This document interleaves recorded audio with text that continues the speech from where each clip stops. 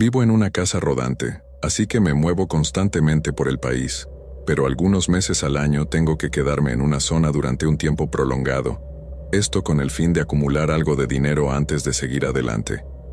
En ese momento me estaba quedando en algún lugar del sur de Utah y había aceptado un trabajo en una gasolinera. Esta estaba ubicada en una carretera que realmente era solo utilizada por los lugareños para entrar y salir del estado, sin tener que lidiar con el tráfico de la autopista, por lo que no había nada más en esta ruta. Era simplemente una carretera con una estación de servicio solitaria para los conductores ocasionales. Por eso el trabajo fue perfecto para mí, porque la ubicación no me importaba. Es una de las cosas fascinantes de vivir sobre ruedas. Así que decidí quedarme allí durante un tiempo y trabajar de todos modos. Había estado allí durante un poco más de un mes, y hasta este punto, todavía estaba trabajando turnos aleatorios. Ese día estaba trabajando de 10 p.m. a 6 a.m. Realmente no fue una noche especial de ninguna manera, sino como todas las anteriores, casi sin clientes, aparte de uno que otro que se detuvo en las bombas, y no había mucho que hacer en realidad. La mayoría de las veces estaba parada mirando mi teléfono o paseando por la tienda y haciendo que los estantes se vieran bien. Sin embargo, esa noche, a eso de la 1 de la mañana, un cliente se detuvo en el estacionamiento de la estación, en uno de los pocos espacios justo enfrente de la puerta. Al verlo, regresé al mostrador para atenderlo. El hombre salió de su auto y entró a la tienda. Me miró, sonrió y luego asintió con la cabeza. Yo le devolví el saludo, y él siguió por uno de los pasillos. Mientras revisaba el pasillo de comestibles, el hombre comenzó a silbar mientras miraba un par de cosas, recogiéndolas y volviéndolas a colocar. Luego continuó por el pasillo siguiente y repitió esa misma acción. No estaba seguro de si solo se estaba tomando un descanso de la conducción o si realmente necesitaba algo. Pero los artículos que estaba recogiendo y mirando eran todos diferentes, y en realidad no parecía interesado en comprarlos. Luego dejó de silbar abruptamente, se acercó a la puerta y se fue. En ese momento no pensé que robara nada, pero fue extraño. El tipo se subió a su auto y a través del parabrisas, el cual no tenía papel ahumado, pude ver que comenzó a buscar algo en el asiento trasero, antes de volver a salir de su coche y entrar de nuevo en la tienda.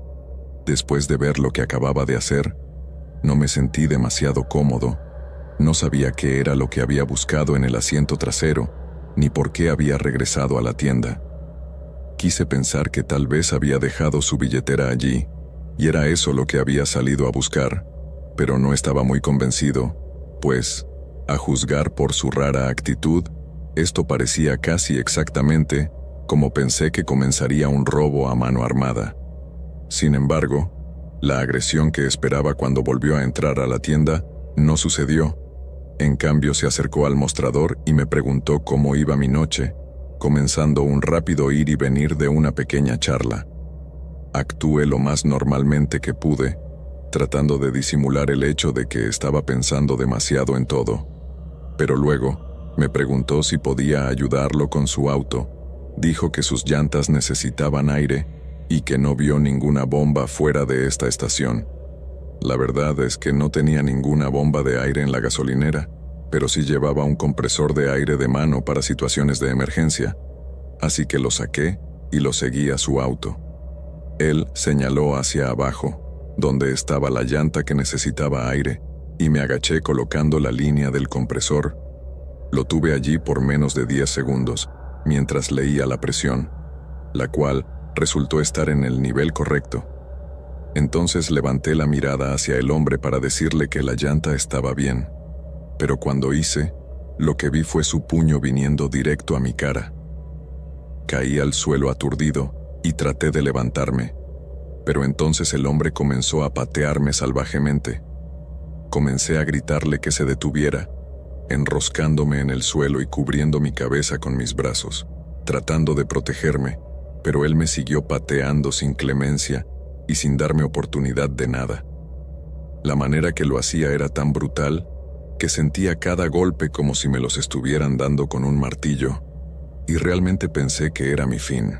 Finalmente, el hombre dejó de patearme, y mientras yacía en el suelo adolorido, inmóvil y apenas medio consciente, vi con horror cómo sacaba una navaja de su cinturón y de una manera rápida y sin ningún tipo de titubeo, la puso en mi cuello y la deslizó de lado a lado. Esto ocurrió en una fracción de segundo, pero para mí se sintió como si estuviera en cámara lenta, ya que pude sentir el filo de la hoja en cada milímetro de mi piel.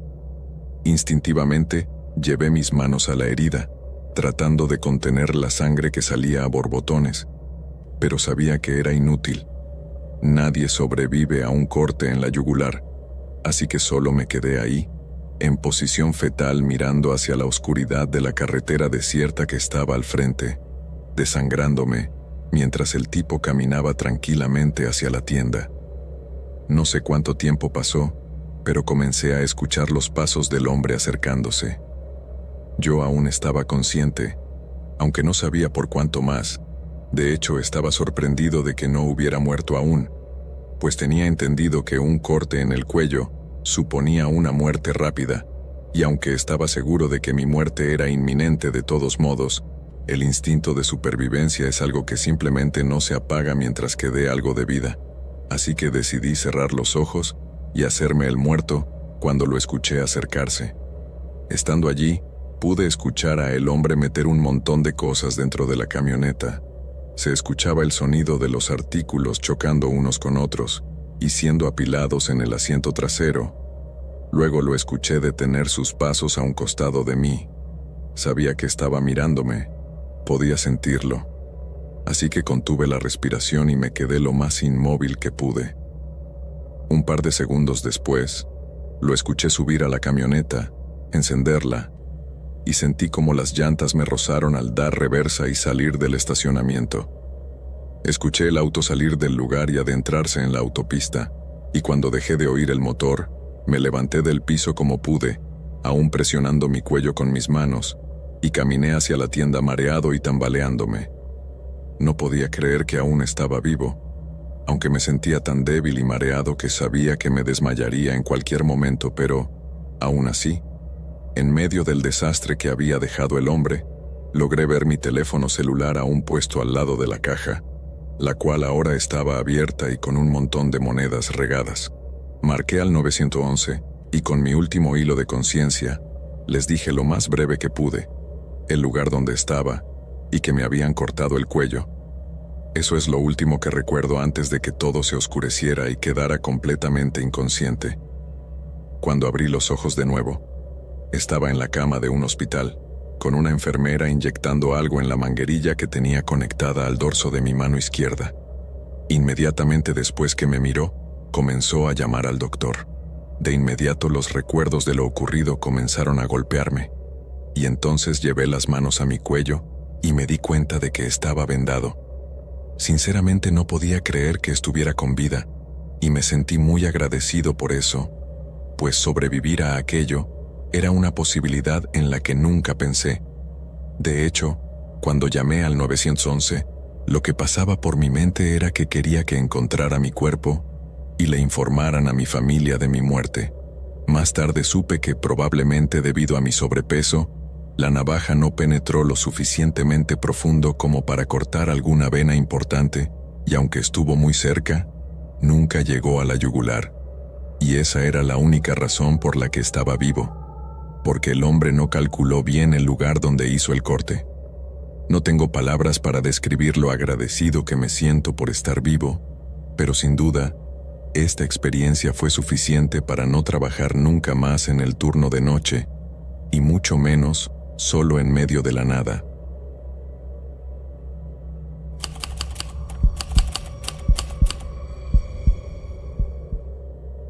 Hace 10 años estaba trabajando en el turno de noche en un restaurante abierto las 24 horas. Este trabajo tenía sus altibajos, el salario era decente y las horas eran largas y tranquilas. El lugar tenía un flujo constante de camioneros habituales y algún que otro noctámbulo con antojo de una taza de café y una porción de pastel para endulzar la noche.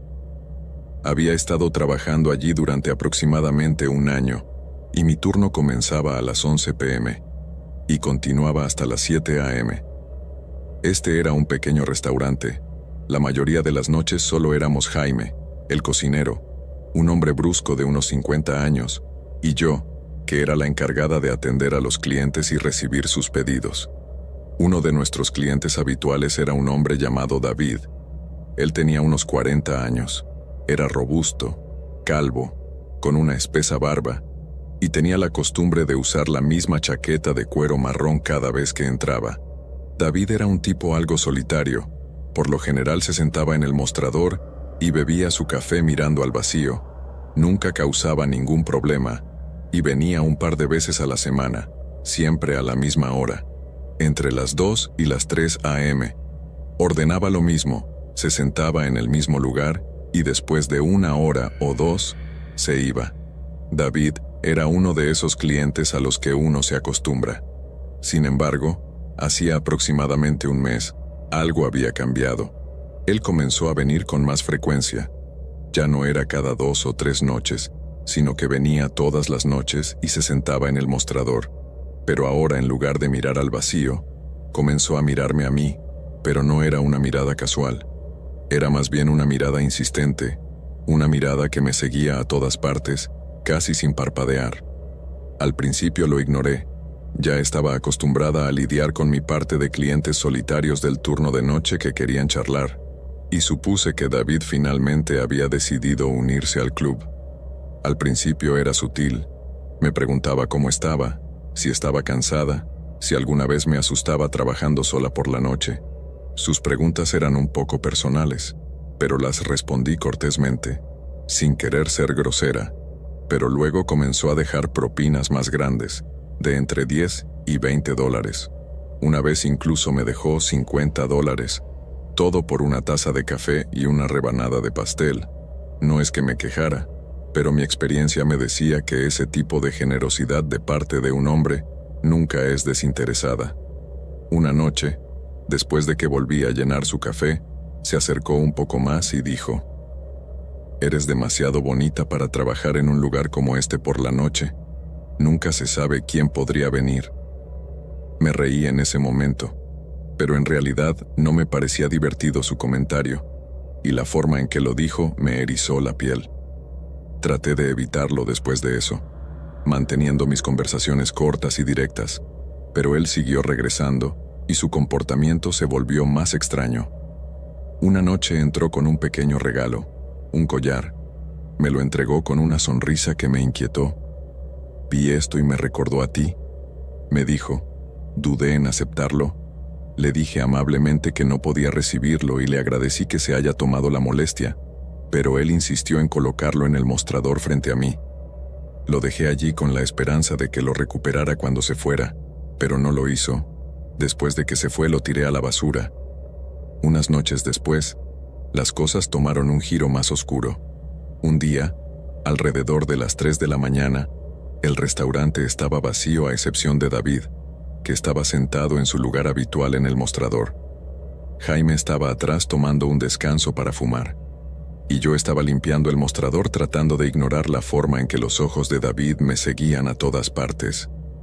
De repente, David rompió el silencio con un pensamiento que se le pasó por la cabeza. Él comentó lo fácil que sería someter a alguien como yo en un lugar como este. La sola sugerencia me asustó y me provocó un escalofrío en la espalda. Mi mano apretó con fuerza el trapo que estaba usando para limpiar, y David sonrió. Pero no había nada amistoso en esa sonrisa. Comprendí perfectamente lo que dijo. Estando sola aquí la mayoría de las noches, era vulnerable a cualquiera con malas intenciones, y la idea de lo que podría pasar si alguien decidiera lastimarme se sentía terriblemente real. Forcé una risa tratando de tomarlo como una broma. Él no respondió. Simplemente siguió mirándome y su sonrisa nunca flaqueó. Después de lo que pareció una eternidad, terminó su café, dejó un billete grande en el mostrador y salió sin decir una sola palabra más. Me quedé allí por un largo tiempo después de que él se fue, mirando a la puerta. Mi mente se aceleró al recordar sus inquietantes palabras, y el extraño momento que acababa de tener con este hombre. Sabía que debía hacer algo, debía decirle a alguien, a Jaime, a la policía, a alguien, pero no quería hacer un gran escándalo de la nada, así que decidí no dejarme llevar por la paranoia y dejar a un lado el asunto. La noche siguiente, David no apareció en el restaurante por primera vez en semanas. Sentí una sensación de alivio tan grande que no puedo ni describirla. Pensé que tal vez finalmente había entendido el mensaje y decidió dejarme en paz, pero justo cuando estaba cerrando la caja registradora, sonó el teléfono. Lo cogí esperando que fuera Jaime o un pedido nocturno, pero en lugar de eso, solo hubo silencio al otro lado de la línea. Estaba a punto de colgar, cuando de pronto lo escuché un suspiro bajo y ronco, seguido de la voz de David. ¿Me extrañaste?, susurró al teléfono. Colgué de un golpe y miré alrededor del restaurante asustada, esperando verlo parado afuera, pero el estacionamiento estaba vacío. Corrí hacia atrás, encontré a Jaime y le conté lo que pasó. Trató de calmarme diciendo que probablemente era solo una broma. La noche siguiente y la siguiente fueron iguales. No había señales de David en el lugar, pero las llamadas telefónicas continuaron cada vez. Era el mismo silencio, y luego la voz de David diciendo algo espeluznante que me ponía la piel de gallina. Sabía que no podía seguir así. Mi ansiedad estaba por las nubes. Apenas podía dormir. Estaba nerviosa todo el tiempo y comencé a tener miedo de mis turnos en el restaurante. Le conté a Jaime sobre las llamadas, pero no había mucho que él pudiera hacer. La policía tampoco lo tomó en serio y dijo que no podían hacer mucho sin pruebas más concretas que una llamada. Me sentí realmente desesperada y muy impotente, pues parecía que nadie podía hacer algo por mí. Honestamente, la actitud de este hombre estaba empezando a preocuparme en serio. Una noche, después de varias semanas en las que solo llamaba, David regresó al restaurante. Eran alrededor de las 3 a.m. Justo como antes, estaba limpiando el mostrador tratando de no pensar en las llamadas telefónicas, cuando la puerta se abrió con un chirrido. Miré hacia arriba y allí estaba él, parado en la puerta. Les juro que en ese momento solo quería correr y encerrarme en la habitación de atrás, pero no lo hice. Estaba congelada en el mismo lugar. David se acercó al mostrador, se sentó frente a mí y me preguntó por qué no había respondido a sus llamadas. Instintivamente, di un paso atrás, tratando de crear algo de espacio entre nosotros, pero la distancia ofrecía poco consuelo, y le dije que se fuera. Él me respondió que no iría a ninguna parte hasta que tuviera lo que quería, una respuesta que no prometía nada más que peligro. Comencé a entrar en pánico, y miré hacia atrás con la esperanza de que Jaime regresara, pero la puerta permaneció cerrada y yo estaba sola. Intenté alcanzar el teléfono para llamar a la policía, pero David se movió más rápido y su mano se disparó agarrando mi muñeca. Sabía que tenía que alejarme de él, así que con mi mano libre agarré la cafetera del mostrador y luego se la planté en la cabeza con tal fuerza que soltó mi muñeca y comenzó a tambalearse. No esperé para ver qué haría a continuación. Solo salí corriendo hacia la trastienda gritando a todo pulmón por ayuda y llamando a Jaime. Cuando ambos regresamos al frente, David se había ido. La policía tomó mi informe más en serio después de eso, especialmente cuando vieron el hematoma en mi muñeca. Registraron el área, pero no encontraron a David. Prometieron mantener un ojo en el restaurante y en mi casa, pero ya no podía trabajar allí, porque la idea de volver y ver a David me aterrorizaba. Así que renuncié al día siguiente. Cambié mi número de teléfono, me mudé a un nuevo apartamento y traté de empezar de nuevo, pero a pesar de que ya no trabajaba en el restaurante, no podía evitar sentirme insegura a donde quiera que iba. Así que unos meses después, regresé a mi ciudad natal y me quedé un tiempo en la casa de mis padres. Fue solo a partir de ahí que comencé a sentirme segura nuevamente y pude retomar mi vida con normalidad.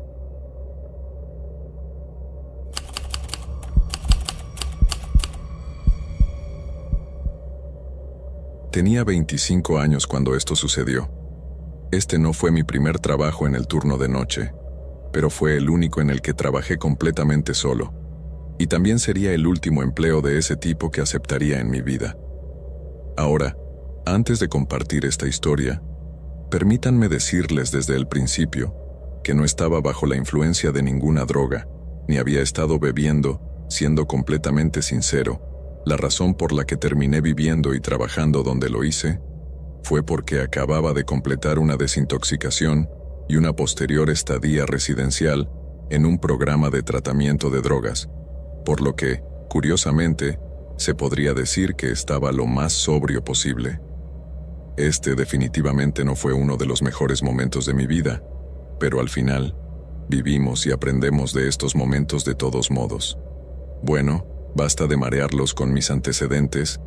El caso es que trabajé en el turno de noche como encargado de mantenimiento en una gran comunidad de jubilados ubicada en la ciudad de Temple, Texas, a fines de 2011. Ese día llegué a las 7 p.m., como todos los días. Mi salida era a las 6 de mañana, y los ancianos no tenían que retirarse de lo que llamaré el edificio comunitario y regresar a sus propios apartamentos individuales hasta las 9 p.m., por lo que abría una ventana de aproximadamente 2 horas en el edificio comunitario para tener un montón personas mayores, amigables y conversadoras dando vueltas alrededor, jugando a las cartas, charlando, haciendo ejercicio y ese tipo de cosas. Estas personas no podrían ser más cálidas y acogedoras. Se sentía como cuando era niño y visitaba a mis abuelos, pero estos eran como 100 abuelos. Así que esta brecha de 2 horas en las que estos ancianos estaban reunidos allí era mi parte favorita de la jornada. Pero luego, cuando el reloj marcaba las 9 p.m. en punto, habría un cambio drástico en la energía del lugar que nunca olvidaré. Me di cuenta de que, en cada turno, a medida que el reloj se acercaba a las 9 de la noche, una incómoda sensación de pavor y anticipación se apoderaba de mí. Era tan pesada y palpable que sabía que pronto estaría aislado en ese enorme y silencioso edificio, completamente solo, o al menos eso parecería. De esa manera, sabía inconscientemente que algo estaba pasando, pero siempre trataba de ignorar esa sensación. En el edificio había ventanas que recubrían casi toda la estructura y daban al estacionamiento exterior. Este edificio estaba dispuesto en una especie de forma de U, o de herradura, como quieran llamarlo. El caso es que, debido a su forma, desde un pasillo se podía mirar a través del estacionamiento y ver además el otro pasillo, que constituía la otra mitad de esta U. No sé si entienda, pero lo cierto es que en ese tramo, constantemente solía ver a alguien o algo caminando por los pasillos. Fue simplemente extraño al principio. Seguía pensando que seguramente eran solo las persianas abiertas en cierta forma, o la sombra de los árboles circundantes que daban la ilusión de una forma humana. Pero esto era solo un intento por mentirme a mí mismo, porque en fondo sabía que esto era imposible. Me encontraba con esta figura prácticamente todos los días. Era muy extraño porque, al principio, siempre que la veía, era como si estuviera caminando en mi dirección, pero desde el otro pasillo, y en ocasiones parecía imitar mis movimientos. Es decir, si me movía hacia un lado, él también lo hacía. Si estaba caminando y de golpe me detenía, él también lo hacía. Y cuando intentaba acercarme para ver quién o qué era, solo desaparecida. Pero sabía que no era una sombra mía, primero por la distancia en la que estaba y segundo, porque no había ninguna luz, ningún faro que pudiera proyectar mi sombra de esa manera. Además, esta especie de sombra se movía a voluntad, y cuando me imitaba, no era un movimiento inmediato sino tardío, como cuando eras niño y tu amigo quería molestarte haciendo este tonto juego de imitación en el que repetía todo lo que hacías y decías, algo como eso. Nunca tuve éxito tratando de descifrarlo o atraparlo. La mayor parte del tiempo la veía e intentaba correr hacia allí, pero siempre se escabullía, y literalmente no había ningún lugar para que nadie pudiera esconderse, o a donde pudiera ir, excepto avanzar o retroceder por el pasillo y pasar junto a mí. Pero nunca encontré a nadie, y eso solo servía para aumentar mis sospechas de que algo muy extraño estaba sucediendo dentro de este lugar. No necesariamente algo malvado o amenazante, pero estaba ahí, y sabía que yo también. Dado que esto no era realmente un establecimiento comercial, sino más bien un conjunto de edificios comunitarios, como dije antes, los empleados, tanto durante el día como durante las noches, no teníamos una sala de descanso adecuada, así que todos usábamos el espacio del cafetín del edificio, así como el refrigerador, el microondas y la cafetera que estaban allí, y que en realidad estaban destinados a ser utilizados por los ancianos a la hora de tomar el desayuno, o sus refrigerios a lo largo del día. No puedo contar la cantidad de veces que me apetecía tomar un café rápido y estimulante, o tal vez una gelatina o un bocadillo de cortesía, o una rebanada de pastel, y esa noche no fue la excepción. Cuando era cerca de la medianoche, se me antojó una taza de café caliente, ya que estaba haciendo algo de frío, así que me dirigí al cafetín, y al doblar la esquina, antes de llegar en el área, una enfermera del ala del hospicio también estaba doblando la esquina desde su lado del complejo, asustándome muchísimo al toparme frente a frente con ella. Solo imagina que han pasado unas 5 o 6 horas de tu turno y no has visto ni escuchado la voz de una sola persona, o al menos 3 o 4 horas, excepto esa figura fantasmal que parece que nunca puedes localizar realmente, y de repente, ¡boom!, te topas de frente con alguien totalmente inesperado. Me faltó poco para soltar un chillido agudo como el de una niña asustada en ese momento. La enfermera debió pensar que yo era un bicho raro, dado que, al verla, casi sufro un ataque al corazón. Me disculpé con ella y traté de decir algo divertido respecto al encuentro. Ella también me sonrió, y luego otra enfermera la alcanzó. Preparé el café y le serví a ambas, y durante los siguientes 5 o 10 minutos, tuvimos una pequeña charla amigable en el área de descanso, o, mejor dicho, en el cafetín de los ancianos que usábamos como área de descanso. Estas enfermeras siguieron viniendo en varias ocasiones durante la noche. Esto me brindó la oportunidad de tener al menos contacto con otros seres humanos durante mi jornada nocturna, lo que bajó un poco mis niveles de estrés, así que, a lo largo de las semanas y los meses siguientes, me acostumbré a esperar que alguien estuviera en esa área de descanso, al menos 1 o 2 veces durante mi largo turno de trabajo. Esto me ayudó a lidiar mejor con la abrumadora sensación de soledad, así como esa otra sensación pesada e inquietante que se instalaba en el ambiente una vez que los ancianos regresaban a sus habitaciones y me quedaba solo en el turno. Sin embargo, ese nuevo sentimiento de compañía que me permitía poder bajar la guardia y no estar constantemente hecho un manojo de nervios ambulante, llegó a su fin una noche, cuando estaba en lo que llamaba el callejón sin salida, el cual irónicamente en realidad era el lado de la U, donde el pasillo terminaba en una oficina, un gimnasio y una sala de fisioterapia,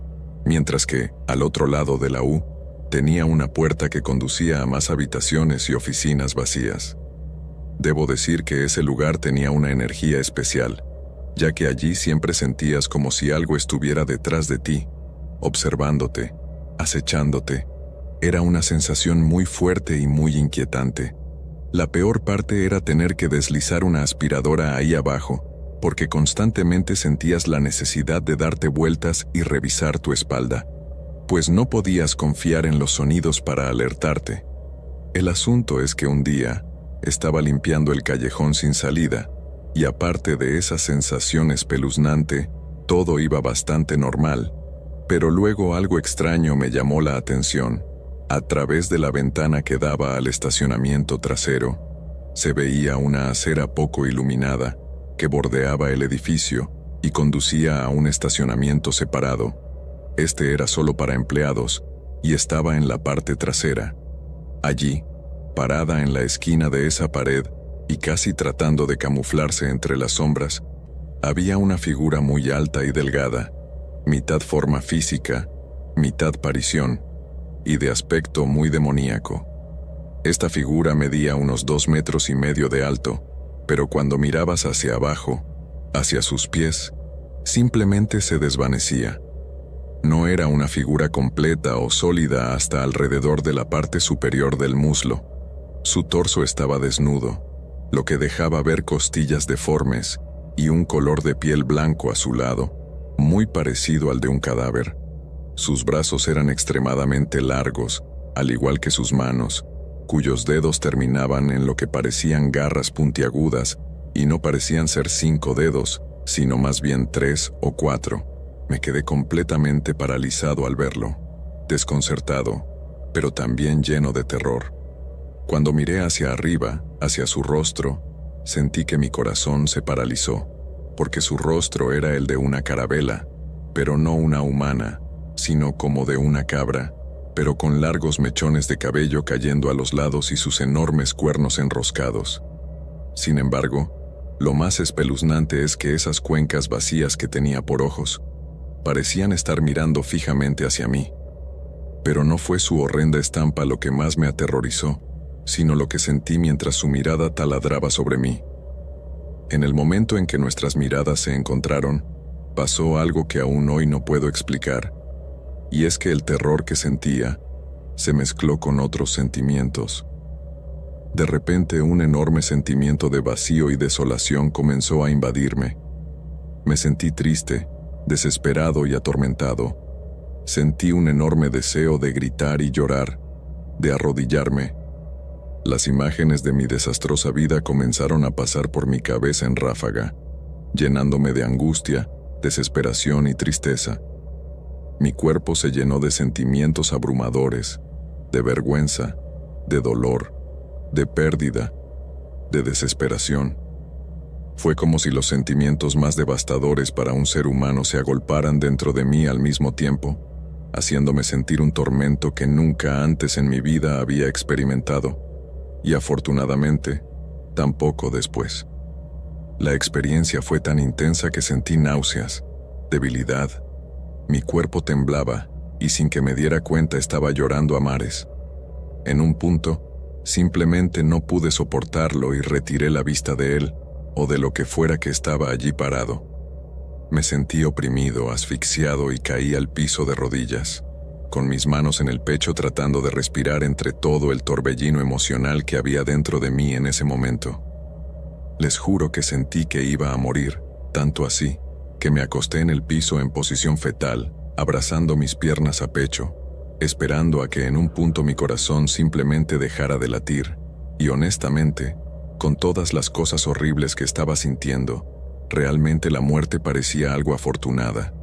Estuve allí, tendido en el piso en esa posición no sé cuánto tiempo, pero cuando por fin tuve fuerzas para ponerme de pie, miré de nuevo a través de la ventana aterrorizado. Pero la figura ya no estaba allí, se había ido, y por fortuna esa fue la primera y última vez que llegué a verla. Después de esa experiencia, comencé a limpiar el callejón sin salida cuando aún había personas alrededor, es decir, antes de que los ancianos regresaran a sus apartamentos. Si hubiese tenido otra alternativa, tal vez me hubiera mudado y encontrado otro empleo, pero no tenía esa opción en ese momento, así que seguí trabajando cada noche sintiendo terror de volver a encontrarme con aquella figura. Pero había algo interesante respecto a esa entidad, algo en lo que pensé en los días posteriores, y es que el lugar donde estaba parado era área de cuidados paliativos, un lugar donde perdíamos a al menos una persona cada 2 semanas. Básicamente es allí donde los pacientes en etapa terminal pasan sus últimos días. Esto me hizo pensar en los sentimientos que me abrumaron esa noche cuando miré a esa figura a los ojos, y la razón por la que estaba justo en ese lugar. Mi teoría al respecto es que esa entidad efectivamente era un demonio.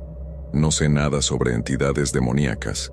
Quizás si alguno de ustedes tiene conocimiento acerca de eso, sabrá explicarlo mejor, o entenderá de lo que se trataba, o quizás sabrá qué tipo de demonio específicamente era, pero estoy seguro de que lo era. Personalmente, creo que esa entidad se alimentaba de todos los sentimientos negativos que podían abrumar a estas personas que veían sus vidas escaparse entre sus dedos.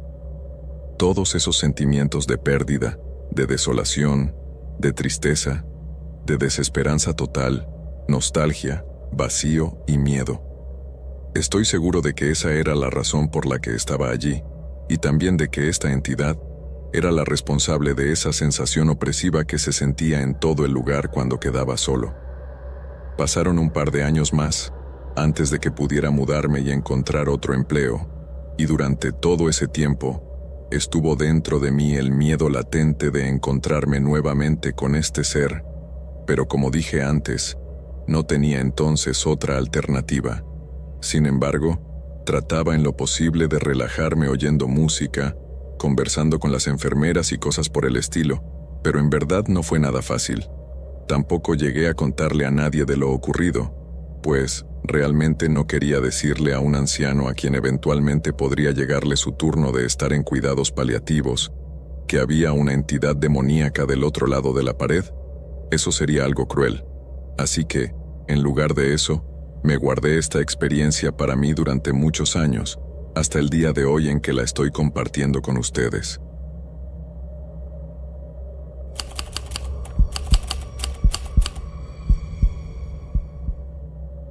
Me llamo Linda y tengo 23 años. Hace un par de años conseguí un trabajo en una tienda de comestibles abierta las 24 horas. Estaba estudiando en la universidad y solo quería algo de dinero para cubrir mis gastos y salir con mis amigos. Mi horario de estudios era en la tarde, por lo que me vino como anillo al dedo el horario nocturno.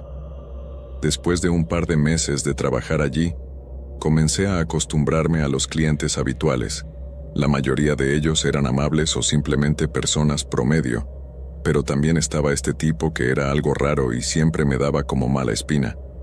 Llegaba la mayoría de las noches entre las 11 y las 12 de la noche, y caminaba por la tienda durante mucho tiempo, antes de conseguir 1 o 2 artículos baratos y venir a la caja. Siempre que llegaba, podía pillar a este hombre mirándome de manera extraña en varias ocasiones. Él era un tipo de unos 40 o 45 años, pequeño y delgado, tenía el pelo largo y una barba descuidada, también tenía una manera muy particular de caminar, algo tipo pingüino, y en general era alguien extraño, simplemente no me daba ninguna confianza. Él nunca hablaba mucho, pero había asumido que vivía en la calle o en su auto, y eso explicaría por qué solo compraba cosas como frituras y bocadillos. También el hecho de que su ropa nunca estaba limpia y se veía descuidado por todas partes. Pasaron varias semanas, sino meses, y el hombre siguió viniendo casi a diario, y hacía exactamente lo mismo todo el tiempo, por lo que en un punto dejé de pensar en ello, ya que ahora era una parte muy normal mi trabajo. Pero una noche, entró como de costumbre, solo que, en lugar de caminar por la tienda, se acercó directamente a la caja registradora. Le pregunté si necesitaba ayuda con cualquier cosa, y el hombre simplemente me miró por un segundo antes de preguntarme si era yo quien conducía el viejo Toyota que estaba en el estacionamiento. Esto me pareció un poco extraño, como él sabía eso, pero luego pensé que debía ser obvio, ya que era probablemente el único auto que estaba allí todos los días y en el mismo lugar. Pero, por otra parte, me pareció un tanto perturbador que esta persona se fijara en ello, ya que eso significaría que estaba más pendiente de mí de lo que yo pensaba. Sin embargo, traté de sacudir mis pensamientos paranoicos y simplemente le dije que sí, porque pensé que tal vez era que había algo mal con mi auto, pero el hombre mantuvo su cara seria y se alejó de la caja registradora sin decir nada más. Eso fue muy extraño, así que le pedí a mi compañero de trabajo que vigilara las cajas registradoras por un momento, y luego fui al frente de la tienda y miré hacia afuera. Entré al estacionamiento y mi auto estaba justo donde lo había estacionado, y no parecía tener nada malo. Regresé a la caja registradora, pensando en que le preguntaría al hombre al respecto cuando viniera a pagar, pero nunca lo hizo. No sé cuándo se fue, pero la tienda cerró sin que él viniera a la caja registradora como solía hacerlo siempre. Esa noche, cuando me fui, revisé todo mi auto y nada parecía fuera de lugar. Me dejó simplemente confundida. Al día siguiente, planeé preguntarle nuevamente, pues la verdad es que me había dejado muy intrigada su pregunta de la noche anterior, pero el tipo no vino ese día, ni el otro, ni durante todo el mes siguiente. El hombre extraño parecía simplemente haberse esfumado, dejándome con la duda, pero no pasaría mucho tiempo antes de descubrir la razón por la que estaba tan interesado en saber si el auto era mío. Un lunes a eso de las 5 de la mañana, cuando aún estaba oscuro, salí del trabajo como de costumbre. La noche del domingo era la única noche de la semana en la que estaba sola en la caja, así que al final de la jornada, siempre salía sola, pero esa madrugada, cuando comencé a caminar por el estacionamiento hacia mi auto, tuve una sensación realmente extraña en mis entrañas. Tal vez simplemente lo recuerdo mal, o tal vez realmente había alguna intuición sobre algo, pero sentí que algo estaba mal desde el momento en que puse un pie fuera de la tienda. Por eso caminé rápidamente y me subí a mi auto, mirando alrededor del estacionamiento de forma nerviosa. Estaba prácticamente vacío y no tenía nada que me diera motivos para creer que algo andaba mal, pero de algún modo sabía que algo estaba fuera de lugar. Encendí mi auto y justo antes de ponerlo en marcha, escuché un mínimo sonido justo detrás de mí. Miré por el rabillo del ojo y vi algo moverse en el espejo que estaba frente a mi asiento trasero. En ese momento sentí que se abría un abismo en mi estómago. Entré en pánico de inmediato y dejé el auto en marcha mientras salía corriendo hacia la tienda alertando a mis 2 compañeros del turno diurno que acababan de llegar. Nos paramos detrás de la vidriera y observamos durante un rato para ver si alguien salía del auto. Mientras tanto, mi compañera llamó a la policía, pero no vimos a nadie salir del auto durante todo ese rato. Cuando los oficiales llegaron, mi auto estaba vacío y no había señales de entrada forzada, así que asumieron que el intruso tenía que tener alguna copia ilegal de llave, o yo tendría que haber dejado las puertas abiertas por accidente. Pensar en esto me dio escalofríos. No sabía qué era peor, si el hecho de que el intruso tuviera una llave de mi auto, o que hubiera estado acechando durante días o semanas, esperando el momento en que dejara las puertas de mi auto abiertas por accidente, para introducirse en él. La verdad es que no llegué a ver al intruso en mi auto, pero estoy bastante segura de que era el hombre extraño de hace semanas, y esa era la razón por la que quería saber cuál era mi auto.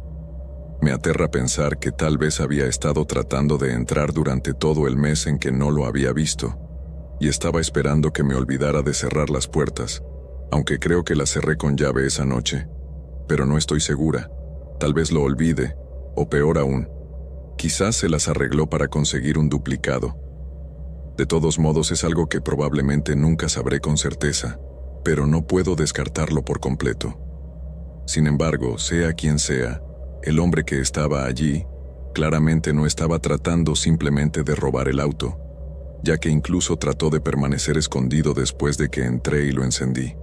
Es horrible saber que estuve tan cerca de haber dejado ese estacionamiento y haberme ido con él en el asiento trasero, sin saberlo, y una vez que hubiera salido de ahí, quién sabe qué habría pasado. Tal vez hubiera esperado hasta que yo entrara a mi casa, o tal vez nunca hubiera llegado a casa. Me da escalofríos solo de pensar en todas las posibilidades que tuvo esta persona esa noche de hacerme daño. Después de ese incidente, realmente dejé de sentirme cómoda trabajando en ese lugar. La paga era buena, y el ambiente laboral también, pero el solo hecho de pensar que ese hombre espeluznante aún podría estar por ahí acechándome y esperando el momento oportuno para hacerme daño, simplemente era algo con lo que no podía lidiar.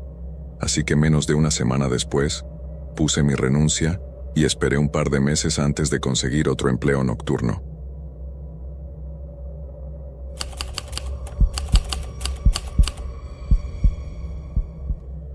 He trabajado en un cementerio durante los últimos 17 años. La mayoría de estos años, he estado en el típico turno de noche que era de 11 p.m. a 7 a.m. En mi mente, trabajar durante la noche tenía muchos más beneficios que trabajar durante el día, ya que los empleados diurnos tenían más cosas que hacer, ya que más personas visitarían el patio durante el día, También habría entierros que se llevarían a cabo varias veces a la semana, los que deben organizarse, y sobre todo, durante todo el proceso, los encargados deben encargarse de acondicionar la fosa, arreglar los espacios donde estarán los familiares y luego encargarse de hacer las labores de sepultura, un trabajo que es bastante fastidioso a decir verdad. Por el contrario, al turno de noche le pagan $2 adicionales por hora y no tenemos que hacer nada de eso.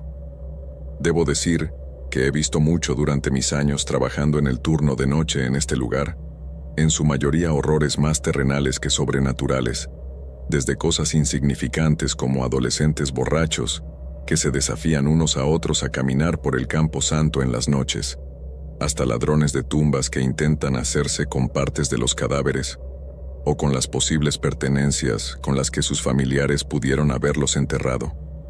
También he visto practicantes de distintos cultos oscuros que intentan venir al cementerio a hacer rituales de brujería y esas cosas. Sin embargo, lo que pasó esa noche fue completamente diferente. Llegué al pequeño edificio de la facultad un poco temprano para charlar con el trabajador diurno, y una vez que se fue, realicé todos los controles y precauciones normales que indica el protocolo al comienzo de mi turno. Después, mi único trabajo es realmente conducir en un carrito de golf de vez en cuando por el campo santo, asegurándome de que no pase nada inusual. Diría que solo me encuentro con algo una vez al mes, o tal vez incluso cada 2 meses. De todos modos, las primeras horas fueron completamente normales. Conduje varias veces, luego regresé al pequeño edificio de la facultad para comer, y creo que eran alrededor de las 2 de la mañana cuando volví a salir para dar otra vuelta por el patio. Cuando llegué al otro extremo, vi algo junto a la cerca. Obviamente estaba muy oscuro, así que no pude ver mucho más que la forma general de una figura parada allí. Me acerqué lo más que pude, y vi ahora que se trataba de un hombre, quien estaba parado en el exterior de la cerca mirando hacia mí. No quería enfrentarme a él si no tenía que hacerlo, así que me di la vuelta y entré un pequeño bucle alrededor del lote, para ver si intentaba saltar la valla mientras yo no estaba. Pero cuando regresé, después de unos minutos, se había ido. Escaneé el área brevemente para asegurarme de que no se colara, pero todo parecía claro, así que continué con mi patrullaje habitual. Recorrer todo el patio toma unos 15 minutos, pero a veces iba más lento solo para pasar el tiempo y hacer menos aburrida la jornada. Iba por el mismo camino y decidí volver a mirar en el lugar donde vi al hombre. Realmente no tenía nada mejor que hacer de todos modos. Comencé a conducir hacia allí y casi inmediatamente volví a ver al hombre. Estaba dentro del patio, en el camino de grava. Me acerqué de nuevo, pero el hombre no se movió, así que salí del carrito de golf y comencé a caminar hacia él. Parecía un hombre de 40 años. Me detuve a solo unos metros de él y le dije: «Señor, no puede estar aquí, necesito escoltarlo afuera». Pero él ni siquiera giró la cabeza para mirarme. Después de un segundo, una ligera oleada de miedo me recorrió. Después de todo, ¿quién era este hombre? ¿Y qué hacía en el cementerio a estas horas de la noche? Me asustó que pudiera ser un ladrón o un psicópata en plena crisis, de la manera que sea. Yo estaba solo y desarmado. A pesar de la inquietante sensación que se estaba formando dentro de mí, insistí una vez más: «Señor, necesito que vengas conmigo». Estiré mi mano suavemente para tocar su hombro, pero tan pronto como lo hice, azotó su cabeza y se dio la vuelta para mirarme. Esto me tomó desprevenido y di un paso atrás. Entonces el hombre solo me miró fijamente a los ojos, parecía lleno de ira, y luego de unos segundos en que nos miramos fijamente el uno al otro en un tenso silencio, el hombre se dio la vuelta y comenzó a alejarse. «¿Qué diablos?», dije en voz baja. Volví a mi carrito de golf, preparándome para llamar a la policía mientras lo veía bajar hasta la cerca. La pasó por encima y continuó alejándose. Me sentí aliviado pero aún aterrorizado. Conduje directamente de regreso a la facultad y entré, Era un pequeño edificio de seguridad de una sola habitación, pero me sentí mucho más seguro y tranquilo allí dentro. Me senté y recuperé el aliento. En todos mis años trabajando en el cementerio nunca había estado tan asustado. Realmente tenía una sensación muy inquietante. Esperé adentro por un tiempo, no estoy seguro de cuánto tiempo, hasta que escuché un golpe en la puerta. Salté de mi silla y miré hacia la puerta con miedo. Unos segundos después volvieron a golpearla. Estos fueron golpes agresivos, no los de alguien amigable que quiere preguntar algo o qué sé yo. No, estos eran golpes furiosos y repetidos. Parecía que quien fuera que estuviera del otro lado quería derribar la puerta. Miré a mi alrededor en busca de algo con qué defenderme, pues estaba atrapado allí, no tenía dónde, pero lo único que tenía a mano era un termo de café, así que lo tomé para usarlo como arma de defensa en caso de que fuera necesario. Mientras tanto, tomé el teléfono del escritorio y marqué al 911. No sabía lo que quería o por qué estaba aquí, pero no iba a arriesgarlo todo para averiguarlo. La persona siguió golpeando la puerta. Se podía escuchar que eran puños y patadas, pero con una fuerza impresionante. Era algo furioso, casi como si esa persona estuviera descargando mucha ira contra esa puerta, como si quisiera derribarla a golpes, pero no decía nada. Es decir, no había gritos, ni insultos, ni un «ábranme la puerta», nada de eso, solo golpes frenéticos y sin aparente razón. Me sentí realmente asustado, y si bien no sabía quién estaba del otro lado, estaba completamente seguro que se trataba del mismo tipo con el que me había encontrado hace un momento. Y sabrá Dios qué quería, pero después de probablemente unos 5 o 10 minutos de golpes continuos, escuché pasos que se alejaban. Se podían oír claramente, ya que afuera había grava, y las pisadas eran bastante audibles. A pesar de que ya no escuchaba y presumiblemente se había ido, no fue sino hasta que llegó la policía que abrí la puerta. Estos inspeccionaron todo el lugar, pero no hallaron a nadie. Aún así permanecieron allí durante varias horas, para prevenir que el agresor volviera. Al día siguiente, mi gerente pudo sacar las imágenes de seguridad del circuito cerrado de televisión del edificio, y lo que vi fue realmente horrible. Solo unos minutos después de que entré al edificio, el hombre que había visto en el patio antes se acercó a la puerta. Se quedó allí en silencio durante casi 15 minutos antes de comenzar a golpear la puerta casi con locura. El hombre golpeaba con los brazos, las piernas y la cabeza. Estaba completamente enfurecido y enloquecido. Al ver estas imágenes tan horribles, sentí un escalofrío recorrer todo mi cuerpo. No podía dejar de pensar en lo que pudo haberme ocurrido si ese hombre hubiese logrado entrar al edificio. Estas imágenes fueron entregadas como evidencia a la policía, pero el hombre nunca fue identificado. A partir de ese día, solicité permiso para aportar un arma durante mi jornada laboral por seguridad. Afortunadamente la empresa me lo concedió. Eso fue hace unos 6 años y aún trabajo en el mismo cementerio, pero no he vuelto a ver a ese sujeto.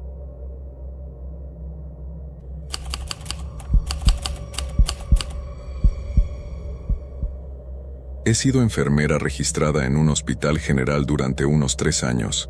Es uno de los trabajos más duros que hay, aunque también es gratificante, ya que mi labor se trata de ayudar a las personas en los momentos más vulnerables, cuando la salud flaquea. Trabajo en el área de cuidados intensivos, por lo que la mayoría de mis pacientes son personas en condiciones graves, así que la mayoría de las veces estaría cuidando al paciente y administrándoles medicamentos. Pero de vez en cuando, también brindo apoyo en el área de emergencias. Hemos tenido varias personas que vienen a altas horas de la noche, quejándose de fibromialgia y otras afecciones comunes que podrían tratarse fácilmente en casa. A menudo lidio con este tipo de personas en el área de emergencias, simplemente dándoles medicamentos simples de venta libre, si tenían seguro.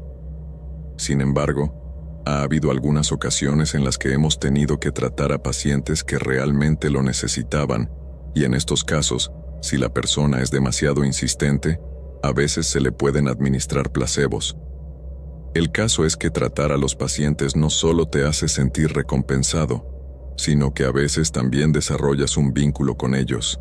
Y esta historia tiene el mismo principio. Una vez, cuidé a un anciano cuya esposa acababa de morir y fue admitido en el hospital por una infección bacteriana grave. Su nombre era Joaquín, y era el abuelo más dulce y gentil que pueda haber existido. Cuidar a Joaquín, más que una obligación, para mí era un gusto. Él me generaba una ternura que no podría ni explicar. Además era muy agradable, alegre y siempre nos contaba sus historias de vida, y realmente tuvo una vida muy interesante. También hablaba frecuentemente de su esposa fallecida, de la forma en que la conoció y de lo mucho que la amó.